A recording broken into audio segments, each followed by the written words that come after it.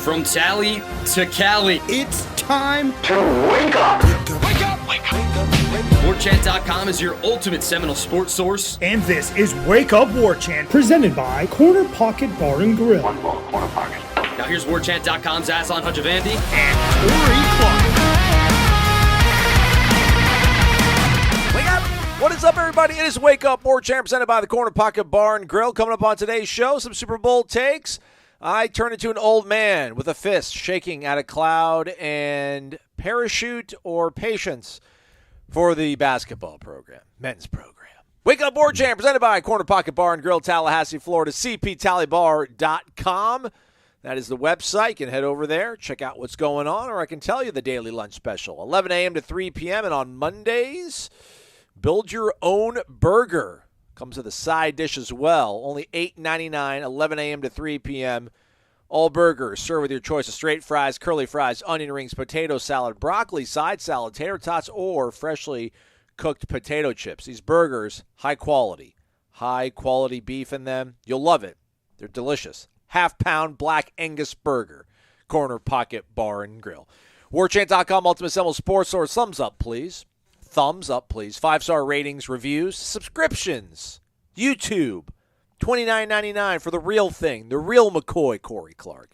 You, the real McCoy. How are you, Corey? As we record this, we're working for you folks on a Monday. Who loves you? Corey, busy being a dad, socializing.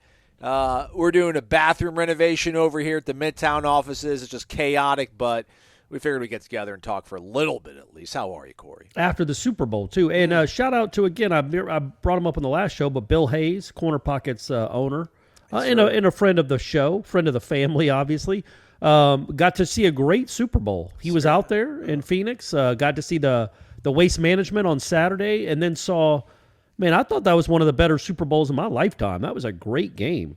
That was a really fun game to watch. But, well, yeah. So, I don't want to come on and be the contrarian. In all full disclosure, I wanted the Chiefs to win, but even that made me feel a little dirty, especially because I'm the guy that's like, how do you want people to stop teams in this day and age? You got to let them. You can't play defense anymore. You can't hit the quarterback. You can't do X, Y, and Z. And you can't grab jersey. But in that moment, it's the whole. Do you call the foul in a tie game as the guy's going up for a shot, even though you would call that in the second quarter? You would call that in the first 5 minutes of a game. Do you call in the last 5 seconds? I don't know. Is that going to mar the game? I mean, we're not going to talk too much about the Super Bowl. Shout out, though, to Chiefs, Josh Kando, Derek Nottie for getting a Super Bowl ring, though. So that's cool. Sure, yeah. Nottie's got 2 now. He joins select company in Florida State history. It's like J.T. Thomas got 4 with the Steelers. I think Bryant McFadden got 2 with the Steelers in the aughts. No. And then there's somebody else that got a couple. But yeah, there's not many Florida State fans that are former Florida State players that have multiple Super Bowl rings. So congrats to Nottie on that. Yeah, man, I would have preferred it to end a little more cleanly than that without any real controversy. But yeah, man, I thought both quarterbacks were really good. I thought the 2 things I liked at the end of the game, when we talk about how much football has changed in my lifetime, number one, there is zero chance, in my opinion, that in 1992, if a defense was in the same situation the Eagles were in the last 2 minutes of that game, they would have allowed a guy to just score a touchdown. Yeah.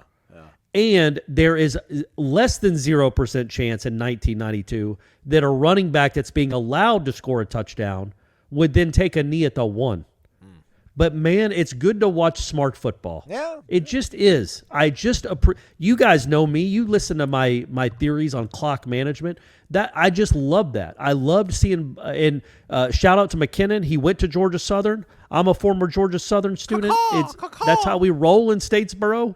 Nothing but the nation's brightest in Statesboro. So, man, that was just really cool to see. And then the game itself, I would have liked it to come down to I don't know, the Hail Mary actually getting to at least the 10. I mean, come on, Jalen. That was crazy. Brady could throw the ball for. I don't know if he was hit. I never saw a replay. I don't think he. Well, I don't know. I don't think he was either. Yeah. And I was telling because I was at a party. I'm like, they're like, no, he can't throw it 70 yards. I'm like, he can get it close, I bet. He's a big, strong dude. We hear every other minute that he can squat 600 pounds. He was never going to be able to throw it any further than he would in that moment. Last play of a Super Bowl in desperation, right? And I loved how he set up, too. Like, he kind of stood there. He let them get down the field. He worked himself up. I'm like, oh, man, he's going to let this thing loose. Gird it up, yeah. Yeah, it's going to be in the middle of the end zone. And then it landed at the 29. I mean, it was just crazy. And I, look, I'm an Atlanta sports fan. So the Philly fans have losing a Super Bowl and a World Series like that in 4 months. It doesn't make me frown. But I always feel bad for fan bases that have. Well, no, the Eagles just won a few years ago, right? Yeah, so I don't feel too bad for those season, fans. I think maybe. But yeah, it was. I just thought it was a good game. But I understand the people that I know. The kid came out after the game, the DB for the Eagles, and said, "Yeah, I did hold him. It was holding." He actually admitted it. He's like, "I was hoping they wouldn't call it, but they did." But yeah, I mean, you see stuff like that in every game that doesn't get called. It was a pretty big moment for that. But you're supposed to ref like you would. That's what they say, right? Shouldn't matter if it's the last minute of the Super Bowl or the second quarter of a game in October. You should, if it's a penalty, it's a penalty. I thought it was a penalty, but I know that I've seen worse not called, so I can understand how it would bother Eagles fans for sure.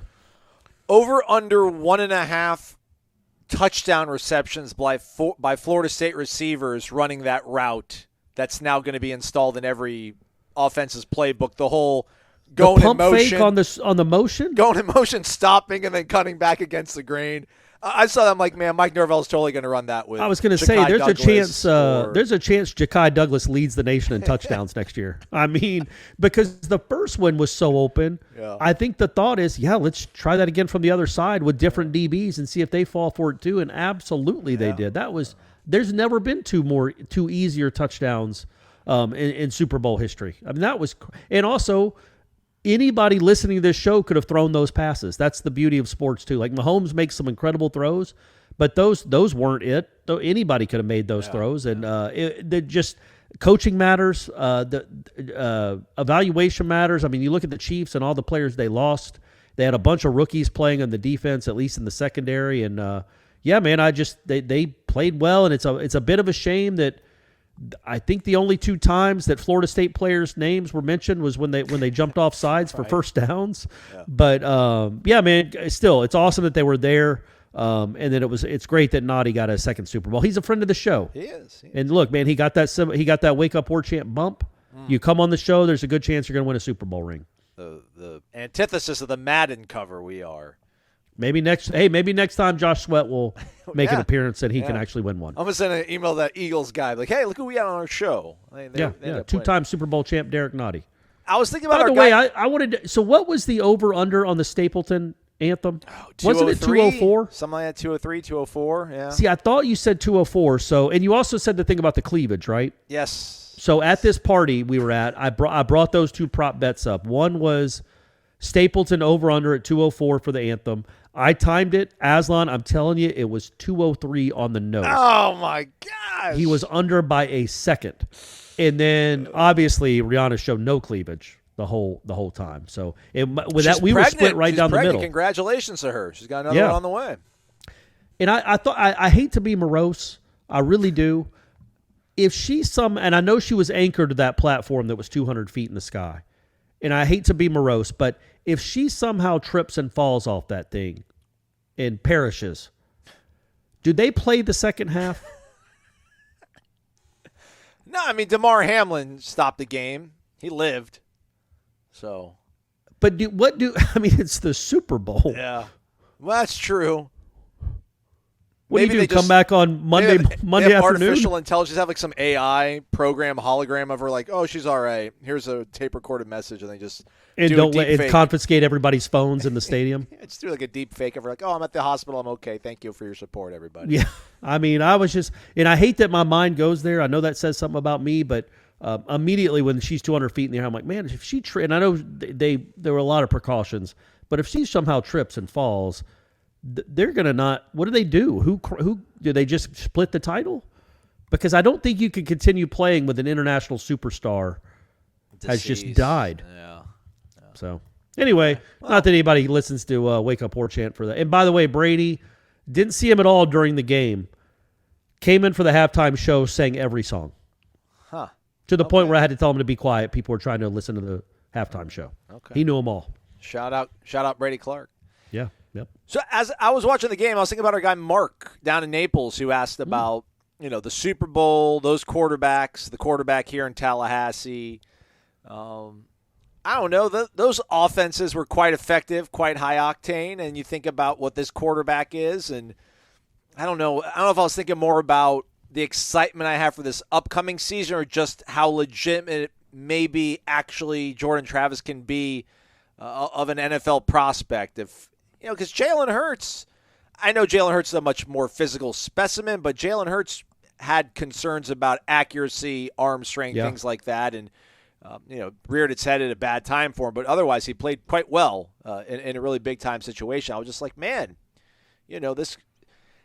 the running of the ball, though, he made it through a season, though, so maybe that needs to kind of also be taken off of his sort of cons list, if you will. Yeah.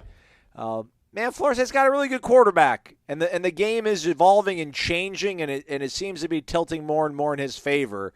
I don't know. That's kind of what I was trying to take away from watching the game to bring to this show to talk to the folks about Florida State. I don't know, just the way you see the quarterback play at the next level, the way offenses are structured for guys. It seems like Jordan's skill set, is going to continue to be really difficult to defend against. There's no reason to think it's going to take a step back all of a sudden. And why would it maybe even take a step back when it comes to playing on Sundays, other than maybe arm strength, right?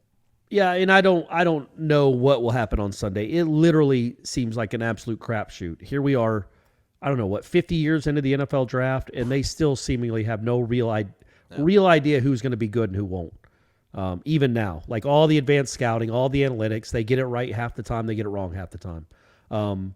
But Jordan Travis on Saturdays, and I guess, a Sunday against LSU, a Friday here and there, is a really good college quarterback. By the way, he was out there, huh?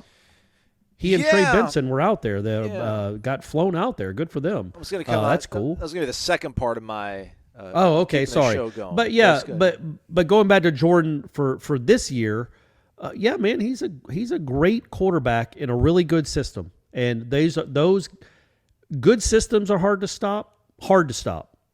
Good systems with great quarterbacks can almost feel impossible to stop at times.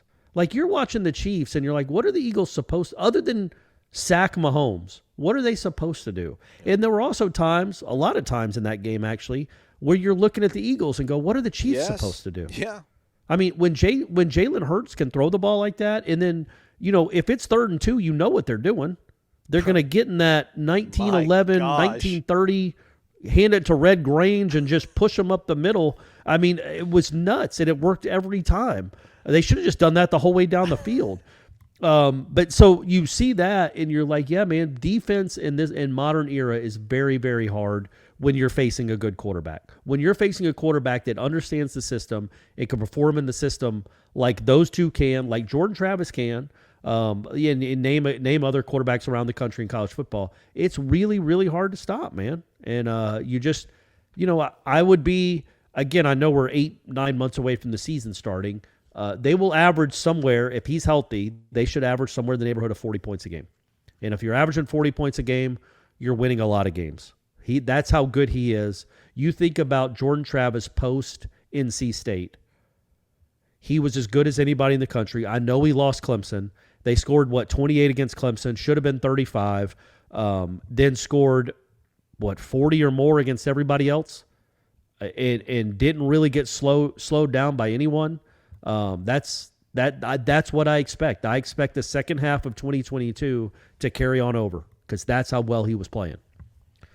Yeah, I try to imagine because I bumped into somebody like on Sunday at a big box store. What? Is that what they call them? Big box store? No, like a hardware store. And you were at a hardware store? Yeah, I went to Home Depot. Whatever. Shout out Home Depot. Okay, Lowe's. What were you getting? We're doing the bathroom renovation. I had to go get some light switches and stuff for nice, some man. upgrades All right. that I'm doing here. And he's PVC pipe or anything? No PVC pipe. We're not. The plumbing's fine. It's all aesthetics. Okay, good. Walls, right, tiles, things of that nature. But it's like, so he's like, I didn't hear your W's and L's on the Jeff Cameron show. I'm like, yeah, because I'm not on the Jeff Cameron show. The Jeff Cameron show is 1 to 3 o'clock, right here on Warchant TV as well as 93.3 FM.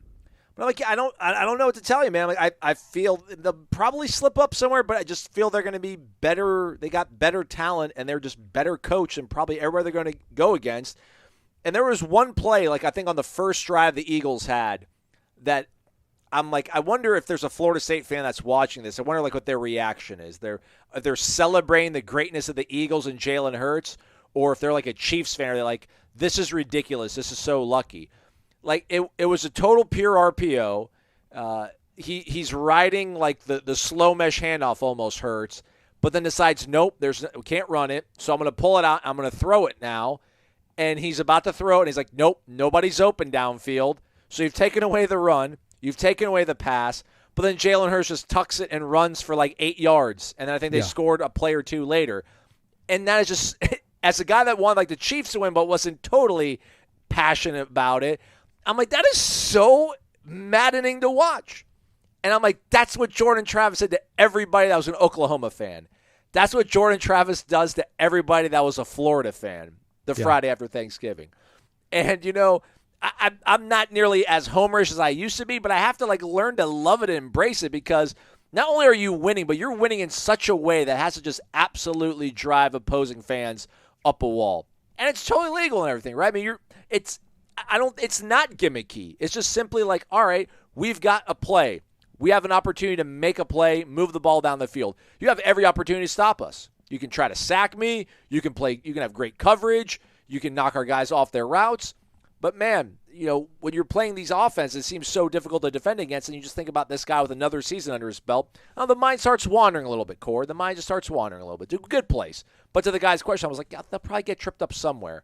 But he was okay with it. He wasn't upset when I told him that. Yeah, I mean, I think you go into every game, as long as you got the starting quarterback healthy, you're going to go have the best quarterback on the field, and maybe the best player on the field. That's always a good place to start. And yeah, man, I think when you look at modern football in general, not just, you remember how it used to be, like it used to be back before my time, if you were a great scrambling athletic quarterback, you could play quarterback in high school like Peter Warrick, but when you got to college, you're going to be moved somewhere else. And again, I'm not here saying that Peter Warrick should have played quarterback at Florida State. He clearly chose the right position, was really good at it. But that's how it was. Like, oh, he's a great athlete, but he's not a quarterback. Let's put him let's put him out wide, or let's make him a safety, or let's make him a wide receiver. Well, that doesn't happen anymore in college football, but it still used to happen from college to the NFL. Like occasionally, it'd be even Jalen Hurts when he was coming out. People were like, "Yeah, I don't know. He's probably going to be a tight end. He could be a wide receiver." That doesn't happen anymore. You look at the NFL, and there, like I was talking about, there just aren't statues anymore. The days of Drew Bledsoe, they're few and far between. Like Mahomes was as close to a statue as he can ever be because of his ankle, but he could still move.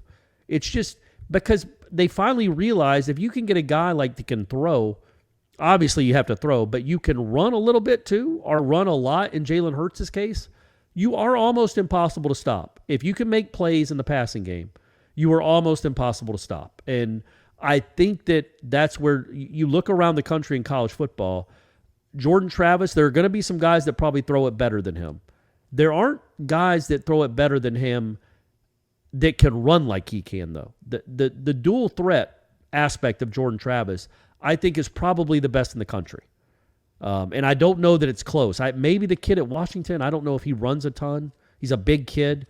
But Jordan Travis, there aren't many quarterbacks in the country that can beat Florida like he did with his legs and just crazy highlight reel plays, and then throw for 400 the next game and not really use his legs much at all.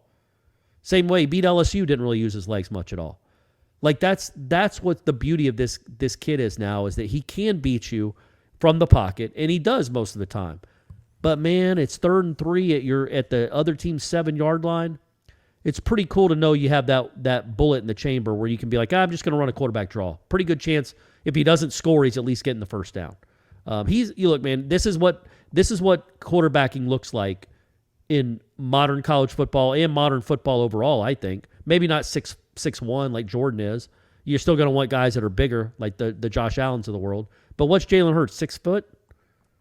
Right? Bryce Young's about to be a first-round pick. He's 5'11". Like Kyler Murray, again, maybe not the greatest example because he wasn't good this year, but they've gone away from 6'5", 230-pound, can't move quarterbacks. Like, if there's a great one out there, they'll still take a Peyton Manning, clearly. But look at all these quarterbacks that are coming up, man. Joe Burrow can move. Yeah. Like, he's not a statue. You know, Josh Allen clearly isn't a statue. Who did the Eagles beat in the they beat the Brock 49ers. Purdy. Well, that doesn't Brock even Purdy. count. Brock Purdy was able to, improvise, not that game, but to get them to that point. Yeah, you got to move. You got to be able to move. And Jordan Travis is man, I know it's, what are we in, February 12th, February 13th. Happy Valentine's Day. Yes. Early Valentine's Day to everyone. But yeah, I know we still got 7 months almost till the football season starts, but you watch games like that with those two quarterbacks, and again, clearly Jordan Travis isn't yet in the same stratosphere as those two. Mahomes might end up being the best that's ever done it. He's certainly on his path 5 years in to accomplish everything he's accomplished. But, Jordan Travis can really play the position, man, and Florida State is lucky to have him for one more year. Vitamin Energy is on a mission to make the world healthier and more productive by providing convenient access to vitamins and energy to people on the go, all in one shot. Courtesy of our friends over at vitaminenergy.com that are FSU alums, they're offering up the great promo code of Warchant BOGO, Warchant BOGO, to our listeners here on Wake Up Warchant. So if you go to vitaminenergy.com, throw something in your cart, put that promo code Warchant BOGO in there, you'll get an item for free. Vitamin Energy is made in the USA with globally sourced ingredients. There is no sugar, gluten-free, non-GMO, and gives you the energy boost that you crave without any of the crash. They also got some new flavors coming our way, Corey, so I'm stoked. All right. Yeah, I can't wait, man. I can't wait. I did a shot of the Mood Plus. I went to the depot, and I stepped in a huge puddle because it rained for like 36 hours straight in Tallahassee over the weekend. I wasn't even upset. For real, I'm like, that's a bummer. I stepped in a puddle. Now my shoes are soaking wet, and it's 50 degrees out and raining. But I wasn't that upset. So I was going to say, you even started this show off saying you were going to be a contrarian. And I was like, oh, here we go again with Aslan. Oh, wait. Are you said old man shaking fist at cloud? Oh, it's coming. It's coming. Oh, we haven't been there yet? Not yet. Oh, well, then never mind. I was going to say, hey, man, it's really working. I didn't even think you were being a contrarian. Well, it's like Monday. I did this on Saturday afternoon, so it's okay. Gotcha. It's 7 or more hours, not 7 or more days of it. So right. Understood. Give it a shot. VitaminEnergy.com. Promo code Warchant BOGO. All right, Corey. So you mentioned it earlier, and I kind of stopped in your tracks. Appreciate you letting me do some steering of the ship here. When you think about this upcoming season, any kind of potential, I don't want to call it issue, but the thing that can maybe trip up Florida State. I saw the tweet, the collective, shout out to them. I mean, whatever, the battle's end. Give them a shout out. I guess flying out Jordan Travis and Trey Benson private, it looked like. I haven't seen, I've never seen anything like that on Southwest.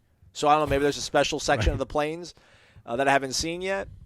I mean, they flew 2 of these kids out on a private jet to go to the Super Bowl. And there's a lot of guys that are part of the collective. So I don't know, maybe there'll be a rotation. They all get to do some cool things. I don't know what will top flying private to the Super Bowl. Maybe somebody will be able to fly private to the Masters. Maybe this is part of the reason that people just understand and get that there's a totem pole. There's a social strata, right? Like the second string offensive lineman realizes the quarterback makes the money he makes because of what he does. Maybe Brendan Gant realizes Jordan and Trey get to take the private jet to Phoenix because they're the leading yards per carry dude in the conference and the top returning quarterback. But are these is it the human aspect of these guys being 21, 22, these sort of outside potential distractions, or do you think it would be the things that would maybe be the biggest impediment to success for Florida State this upcoming season, or will it be the way they play football? Man, will it just be simple execution, game preparation, or do you think it'll be some more of the off-the-field noise and sort of things that might be a little bit different this time around? Yeah, so you're asking, would that create some jealousy and envy in a locker room? Well, not necessarily, but, this is what's going on now, man. These are all and it's awesome, and we're 8 months away from a football game, so he's not going to throw an interception against LSU because he was in Phoenix partying with Trey Benson.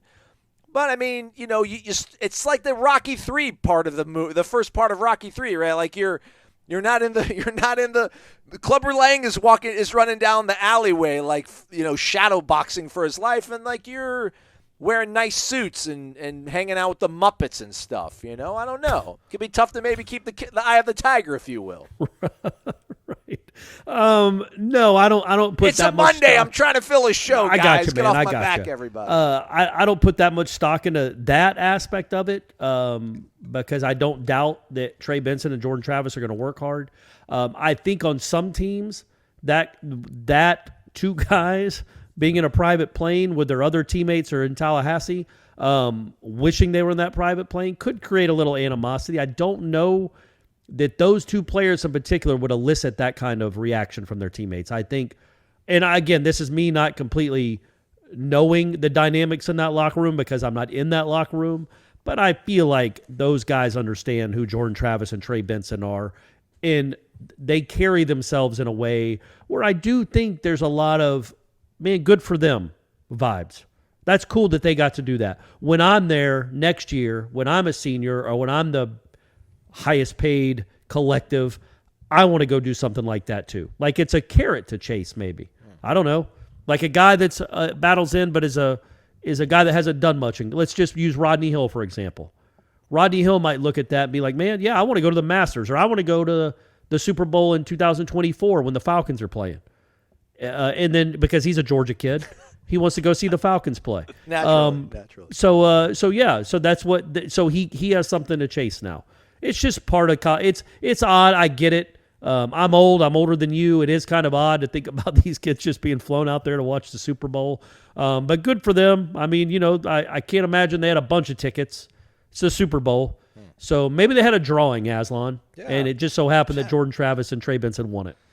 Yeah, I'm not trying to be a hater. I'm a little bit of a grumpy guy shaking his fist. I just, when the guy came up to me and asked me the other day, like, you think they're going to run the table? I'm just like, I don't know, man. There's going to be something that's going to trip them up. I still think they can win the conference. I still think they can maybe even sneak into the playoff. I'm not saying, just because they won't run the table doesn't mean those things are off out of their reach. But it's just these things, life isn't a fairy tale, and this team almost feels like a fairy tale right now. I'm not trying to bring anybody down with this sort of stuff, but like, we talk about them just looking pretty much unstoppable on offense, and I mean they did to a large degree, but like just it's something teams trip up, and I just wonder like what will be the cause of that. I feel like if they lose one game, it's because they lost one game. Now they go lose 4 or 5 games this coming season, then it could be some sort of disharmony in a locker room or that kind of stuff. But they lose one game. It's not going to be because of a kid being able to have like a really once in a lifetime experience. And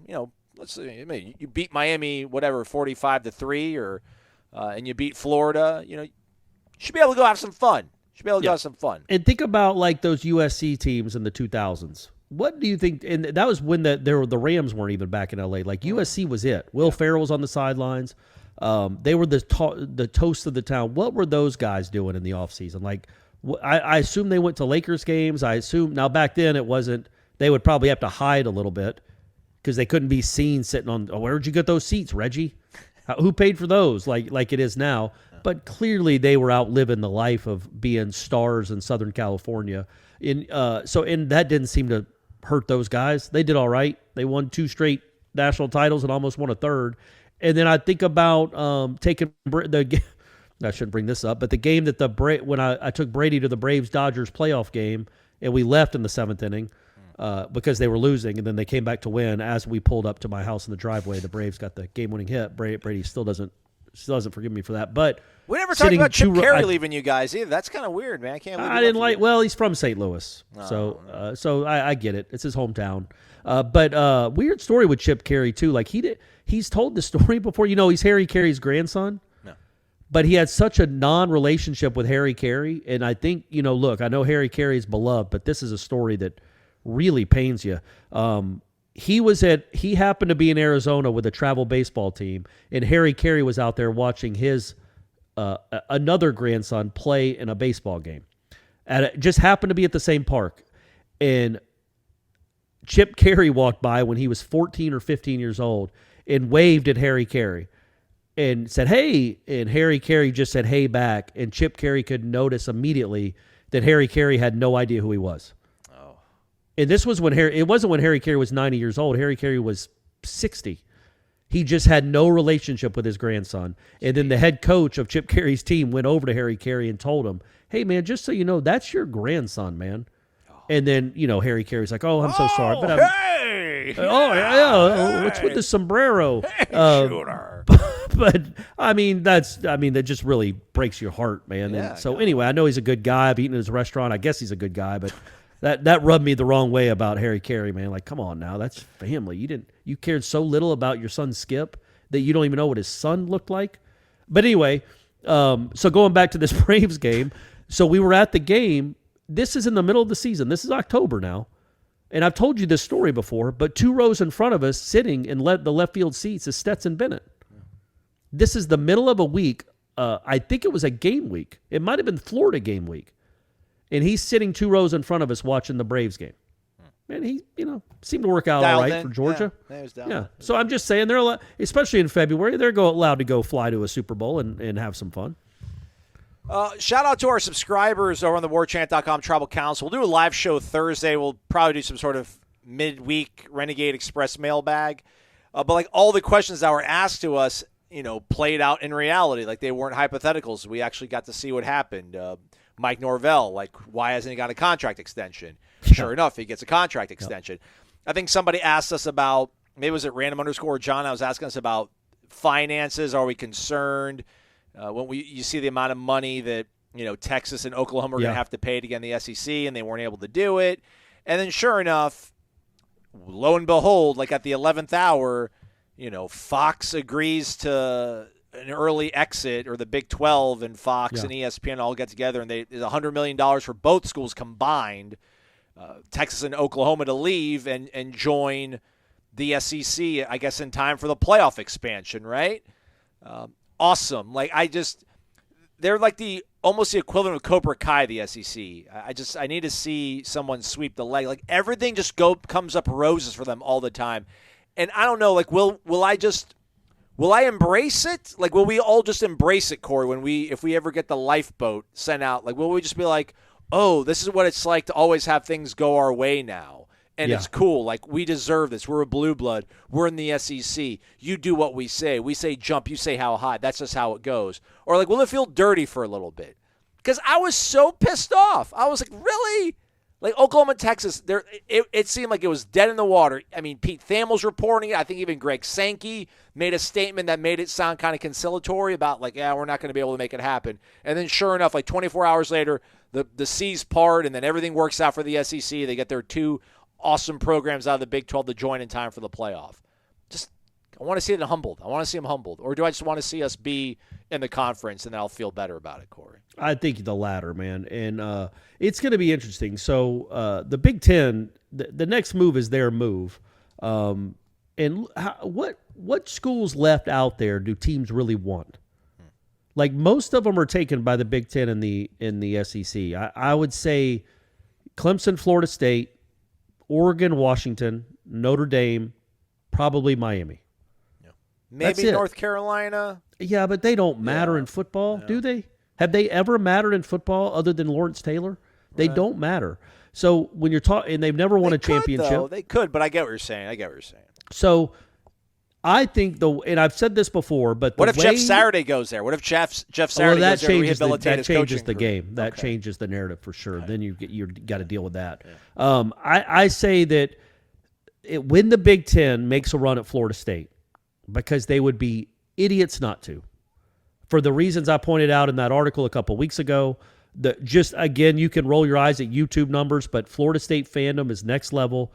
They are getting twice as many views as Clemson fans give their team, 3 times as many views as Miami, 10 times as many views as whoever else. They are a program that matters, and they get huge ratings. And when they're good, they can raise the brand of your entire conference. And the Big Ten has won 1 championship in 25 years? 26 years, something like that? 2, 1? Yeah. Ohio State's won 1, right? I think somebody try to correct me and say that I forgot one that they won here somewhere down the line. I mean, Michigan won in '97. Well, they won in and then 2002. They beat Miami. Remember? Oh yeah, So that's right. So they've won. So they've won 2 in the last 20 years. You can say one team. Only one team in that conference has won. Yes, you're right. There's been one team in the Big Ten that's won. You have 2 teams that actually have any chance at all.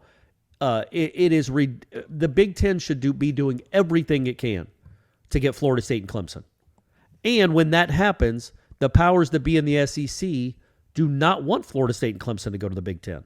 Because that makes, when you think about the Big Ten having Ohio State, Penn State, Michigan, Florida State, and Clemson, well, that's on par with the SEC. Imagine Florida State and Clemson with Big Ten money. That's kind of scary. It's also scary about Miami, too. But so the SEC does not want that to happen because then you have a viable, real threat to your dominance. So that's what has to happen. But when will it happen?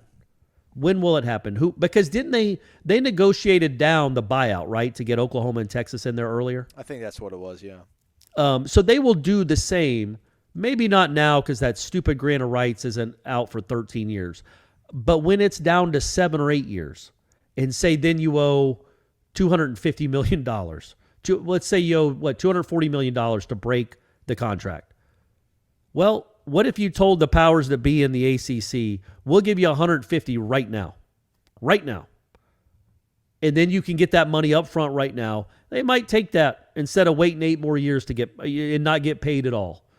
You know what I mean? So there are going to be some things behind the scenes that happen, in my opinion, in the next 2 to 3, 4 years, where Florida State will be in play for one of those conferences. I would prefer the SEC because all that's drivable. Right. And I hope that happens. I really do. And you just don't want to be in cultural fit. It's a better cultural fit. All that. But you know, and you don't want to get caught kind of what happened 30 years ago when you were always a better fit for the SEC, but you're like, we're gonna go to another conference, and you're gonna lament the day, you're gonna rue the day you didn't have us in your conference. And for a while they did, until they didn't anymore. I don't know that you want to do that because I think even now, Florida State fans, and I know I was one of them back in the 90s, that I still wish they had gone to the SEC. It just, Virginia on a sleepy Saturday, Duke, it just doesn't feel like real football. And I used to make fun of the ACC on Raycom growing up. Oh, look, it's Duke and Virginia again. This is an exciting game. And then I'd flip over to the SEC game. And, I kind of taught myself out of that when Florida State joined the ACC. No, it's a real conference. This matters. And Florida State was very good, obviously. But at the end of the day, I would still rather watch Florida State play Ole Miss than Minnesota. I'd still rather watch Florida State play Tennessee than even Michigan or Ohio State. Those are even. But you only get Ohio State and Michigan every now and again. Most of the time, you're going to be playing Minnesota, Purdue, Northwestern, Nebraska. I think Wisconsin. Those kind of schools. Wisconsin's not bad. I mean, look, man, there are good programs there. Yeah. That's why they should be. I mean, Oregon and Washington for the Big Ten is great. Sure, whatever. That is not nearly. It's just not nearly the impact that Florida State and Clemson would have. It just isn't. Oregon's never won a championship. Washington hasn't won one in 32 years, and they split that one. Meanwhile, Florida State and Clemson have won 6 since Washington won 1. So, I just think that makes more of an impact, and it's better for your conference. But we'll see if it happens. How did we get on this, Aslan? How did we get on? Oh, because of the Oklahoma and Texas going early. Yeah. I mean, that's a big deal. I'll take the under. Deal. I'll take the under on your 2, 3, 4 years. I'll take the under on 2 years before. There's no way this is all staying status quo for even 18 months, I don't think. I can't imagine a 12-team playoff on the horizon, although I don't know, maybe ESPN wants to keep the ACC intact so it's not just 2 conferences gobbling up all 12 of the spots. But do you think ESPN cares? I know ESPN wants the 12 best ratings. And Florida State and Clemson being in those spots is going to help that out. So I don't know. Check out Regal. I'm sure Regal Knowles probably got a thread pinned somewhere on the tribal council about what's going on. But we'll keep our ear to the ground, all that kind of stuff. We'll also be out in Pensacola later today. Irish O'Fell and myself talking to head coach Mike Norvell as he begins his booster tour. So if you're out in Pensacola, come say hi to us. Apparently we're driving 6 hours there and back to talk to our guy for like 12 minutes. because I guess we're not even really allowed as which fine, I'm not complaining, but I guess it's not media. There's no media access to the portion of it. So if you got a cell phone out there, pull it out, send it to us. We'll give you a shout out on the program. MyBookie.ag. Use the promo code WARCHANT for an instant cash deposit bonus. Football season's over, but future bets are out there. They're already getting ready for next season. They're saying it could be a rematch of next year. So if you want to get in on that, you can go over to MyBookie.ag, get your future bets in on the Super Bowls participants for next season. They even got who can be the first overall pick of the draft now as we turn ahead to the draft. Pro Day not that far away. We'll be covering that as well this offseason, keeping you guys entertained. But in the meantime, everything you could possibly want to gamble on and have fun with is over at MyBookie.ag. Live betting, casino, futures, as I mentioned. It's all there. Promo code WARCHANT gets you an instant cash deposit bonus. Use it. Give it a shot. Bet anything, anytime, anywhere over at MyBookie. Hey, speaking of the aforementioned Irish O'Fell, he wrote a solid column, and I wasn't going to read it, but then I saw you endorsed it on Twitter, Corey. That's all you needed. You're my thought leader. I'm like, if Corey says it's all right, I'll open my brain to this sort of stuff. I'm sure Ira appreciates that sentiment. You only read stuff that I tell you to read. Really sobering read, really crystallizing read as well, though. I mean, Ira laid it all out there. Some of the reasons why Florida State is in the malaise they are. Basketball, correct. What they could possibly do moving forward. I just can't believe that was their 5th straight loss at home. And then if you go back, like there was that 4 or 5 year run there where they only lost 6 games. They were like 70-something and 6 at home. Yeah. And you've lost 5 in a row. It comes down to roster configuration. There's some other theories out there. Again, check out that column over on warchant.com. How do you, if you're Michael Alford, what do you say in your kind of exit interview, if you will, when you're talking to Leonard Hamilton when the season's over? Because, Michael Alford's got, I don't want to say bigger fish to fry, but he's obviously focusing so heavily on football. He's giving baseball a lot of love and attention. So I wonder how much of the basketball program is one of those things where he's like, I appreciate what Leonard does. I can trust Leonard. He's a pro's pro. He can run the program the way he wants. I'm going to trust him to get this thing fixed. Or how much of it is we need to maintain this level of marketability and excellence across all of our major sports properties, if you will, to be marketable when this next round of expansion comes out. And basketball is a huge part of this. And, what is your roadmap to getting this thing back? Like, does Leonard have another one left in him? Would Leonard be arrogant to almost be like, what are you coming to me for? I've been here for 20-something years. Look what this place used to be. Look what I made it. Look what I made it over into again. I can do this kind of thing. I mean, how difficult of a situation do you think it is right now to determine how you want to proceed right now? If you're Michael Alford, if you're Leonard Hamilton right now, because this program is, I don't want to say broken, but man, they are nowhere near being anything remotely competitive and proudly bearing the sort of accolades they had just 2 years ago. No, it's an embarrassment where it is right now. And you look at 5 straight losses at home. They have not done that since 1982. They have 18. I looked all this up, folks, because I was bored on Saturday watching that nonsense. I'm like, let's see how bad this really is. They've lost 18 games. The school record is 21 games. Jeez. So they're going to break that record unless they somehow find a way to win at Clemson, beat North Carolina. They got another tough game, win at Virginia Tech. I mean, win the ACC tournament. I mean, there's no way they're not breaking the school record for losses, or at least tying it. There's no excuse for this, none. Last year they had a built-in excuse that they got hurt. They did suffer injuries. Polite and Osborne were huge injuries, but this year you knew you didn't have them. And yes, as Ira pointed out in the column, where's your program at where your team hinges on a transfer center from the Ivy League? Like, yes, Jalen Gainey would have helped a lot. He was the 2-time defensive player of the year in the Ivy League. He would not have made this team a winning team.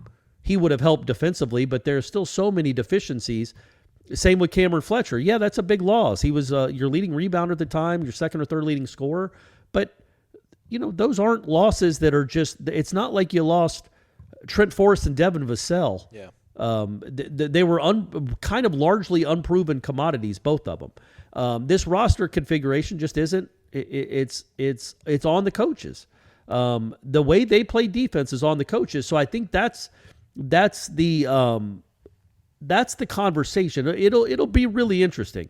As Ira pointed out, like everything's on the table. Number one, Leonard's intimated at it the last 3 or 4 times. He's really been kind of asked big picture about his program, but they've got to go to the portal. And look, as Ira pointed out, golly, why don't you just have Ira on? All I'm doing is basically telling you what was in his column. But don't give all of it away. I'm just trying to tease a little bit to push to the website. But Pitt, the team they lost to on Saturday, which we should point out fairly that they beat a couple of weeks ago, crazily. But Pitt had 4 of their 5 starters were guys out of the portal this past year. And the other starter was a guy that came in the portal the year before.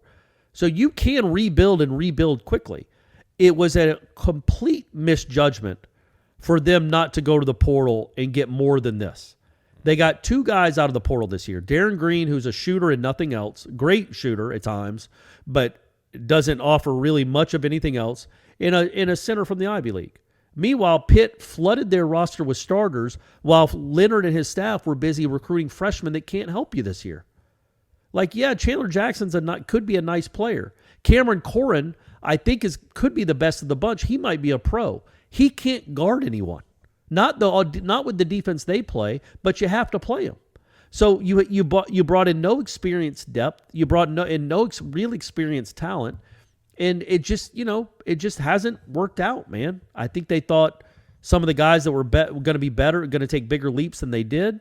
But when you look at the program as a whole, it is not unfair at all to ask that some changes happen. And look, I don't think Leonard would be arrogant enough, like you weren't suggesting this, you were just bringing it up, like to say, you can't come at me. What are you talking about? Think of all the great things I've done.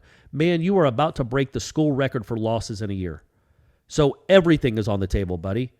You are getting paid too much money to have a product this bad. And the only reason I speak like this is because I know Leonard thinks that too.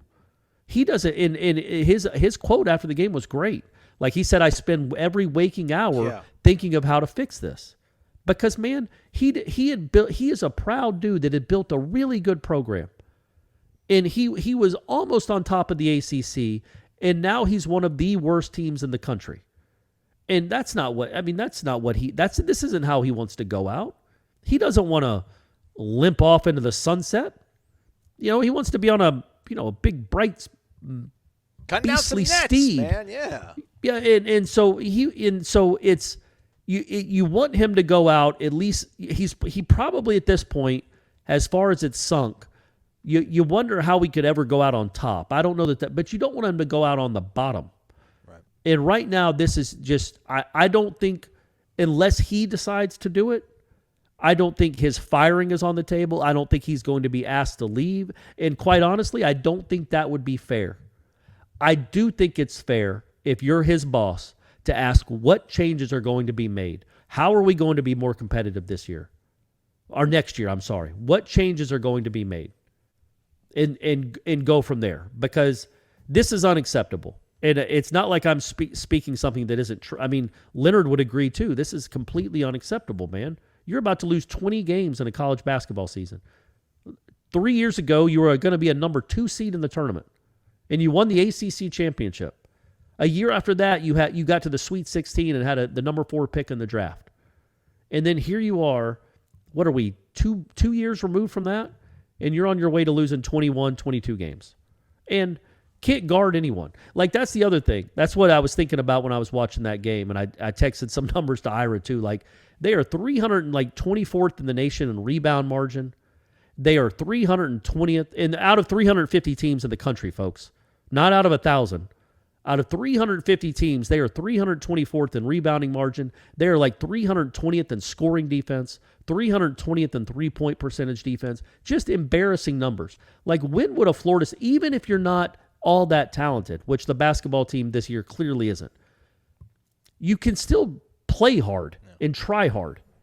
And it doesn't seem like that. Like, you can still play gritty and not be one of the worst defenses in the country, not get out-rebounded by everyone. But they do. And again, I also don't want to put all the blame on the players. Yes, they're not all that talented. Yes, sometimes they have defensive lapses and don't seem to try. But when you switch 1 through 5 and you make your kind of slow-footed 6'10 freshman center try to guard point guards in the ACC, well, what do you know? They get a lot of wide-open looks all over the court. And you will not change. You will not adjust to your personnel, and you continue to get lit up like you still got Trent Forrest switching with Fionnu Kabengele or Kumaji and guys that could actually guard guards a little bit. You're still playing the exact same way, and you're getting absolutely lit up, and nothing changes, and it's infuriating to watch, but it is what it is. Infuriating is too strong a word. Disappointing, frustrating, but the season will be over soon enough, I guess. And hopefully he can go get in the portal. He's got to get some portal. He's got to get some guys in the portal. It has to, right? That's the only. And he quite talks about frankly, every available waking moment, think about fixing yes. it. This is what caught me, man. The quote from Iron here is that it's all I think about. Believe me, I understand where we are, but I also understand how to fix it. And all I think about is Bobby Bowden saying that after 2004, and then he hired Mark McHale to be his offensive line coach. Yep. And like that was, and I'm like, it'll be interesting to see. I get it. I 100% get it, and that's what I was saying. I know there can be there feel like there's maybe echoes of that time in football and how a once great coach who had built up a program, you can't let the program slam into the side of a mountain. Well, in basketball's case, this year seems like an explosion in the side of a mountain already, but he doesn't get free reign to just coach until he's done. Not when these are the results. But yes, I get it. Him saying, I know how to fix it. Well, good, fix it then. Because, and it's a quick fix, right? Like you go to the portal and you become Pitt. Pitt was a joke. Pitt's competitive now. I mean, like if... Yeah, but you look, man, we can say this now. Caleb Mills was a miss. That was not a good pickup. No. There is a reason that Houston went to the Final Four the year he left. He left in December. Those guys went to the Final Four. Now they're number 2 in the country. Sometimes that's not totally fair, but I understand. But you know what I'm saying? Like, they didn't miss him. Right. No, they didn't miss him, and he hasn't added anything to this program. And I'm not trying to kill the kid, but there seem to be some players that would be addition by subtraction. Right. And I just think there's a few guys on this team right now that don't maybe fit with the culture that had been built. And that this culture that it is now is unrecognizable to what we were so excited and proud about 3 years ago, 2 years ago even. And it's really frustrating and saddening, really, to see it like this, because, I mean, Scotty Barnes was dunking on folks and guarding his butt off, and so was Anthony Polite and Osborne and those guys, even the year after COVID. Those guys played really hard and really well and won some big games and got to the Sweet 16, and this is just unrecognizable, man. Pitt didn't even shoot well, and they score over 80 points. This is literally the worst defense of Leonard Hamilton's tenure. We're 20 years in, it's the worst team of his tenure. And it wasn't like they got killed by the injury bug. You know what I mean? He didn't lose. I don't know that I don't even know that Gainey would have started. They didn't lose a ton of starters and minutes. And it just, it's sad. It's sad. And I really do hope it changes. The beauty is the portal is out there. But my point with the Mills thing is you've got to make good decisions in the portal. That's one thing we keep crediting Mike Norvell about, right? The great decisions he's made in the portal. Well, I wouldn't say that Leonard has knocked it out of the park so far in the era of the portal. And that has to change for them to become a winning team next season. Small favor, everybody. Go to our YouTube page later this evening and just hit the thumbs up on the Mike Norvell video, because Ira and I are driving 6 hours to go get it. First person in there, just be like, I'm here to help you, Aslan. And then and everybody can just like that comment. Like, no, you all don't have to comment. Somebody jump in the comment section, give some love to Ira and myself, and everybody hit the thumbs up on it. Hey, and also be sure to go say hey to DC Reeves. He's the mayor. Former Warchant alum. Well, DC Reeves is the mayor of Pensacola. First, I'll go hang out with the Godfather, Ed Lemmix. Then I'll go hang out with the mayor. Yeah, and tell them we said, hey, they should be there, right, Ed and Courtney? I would assume so. Yeah. So, That will be going on over at warchant.com this evening. In the meantime, the Jeff Cameron Show, 1 to 3 o'clock, Warchant TV as well as 93.3 FM. We'll be live, Corey and myself, Thursday, Corey, so put that on your calendar. We will be Thursday for sure. Yeah. Now, okay, all right. Might have to pivot. We might have to pivot. Corey. Just saying, Brady might have a high school baseball game. Okay. On Thursday, What so do you that's a mean good might? enough I reason. feel like those schedules are laid out in full before the season No, starts. let me put it another way. Brady does have a high school baseball game on Thursday. I do not know that I'll be here for it. Okay. And also it might rain. So there's some other extenuating circumstances. And also before we go, just shout out real quick. Lonnie's team got off to a pretty good start, I guess. Come on, they can't be losing softball to Longwood. started. Come on, man, losing I to know, Longwood ladies. I know, Come I'm on. not. But they came back and got their revenge on Sunday. But they started out 4-1 with a really perplexing loss to Longwood thrown in there. But beat Lipscomb twice, beat Purdue, beat Longwood, and lost to Longwood. So 4-1 after 5 games, and they play FAMU in a doubleheader on Tuesday. Yeah, bat and ball season's here almost every. It is, man. The baseball team's on Friday. They had their scrimmage and fan day on Sunday. Good stuff. Yeah. So check out warchant.com for the latest. Again, we'll be live Thursday, maybe pivot, and then we'll do a Renegade Express somewhere in the midst of all this sort of stuff. So, but no show tomorrow because, again, back from Pensacola late, everybody, and your boy will be tired. And my bathroom probably will still be under construction, but I'm not going to complain to you guys. You haven't been in the house in forever, Corey. We need to start doing shows in person again, man. I miss it. I know. I just want to come see the new bathroom. I've been waiting until you got it renovated. And finally, it sounds like it's happening. He's Corey. I'm Aslan. Thank you for listening to Wake Up Warchant, presented by the Corner Pocket Bar and Grill.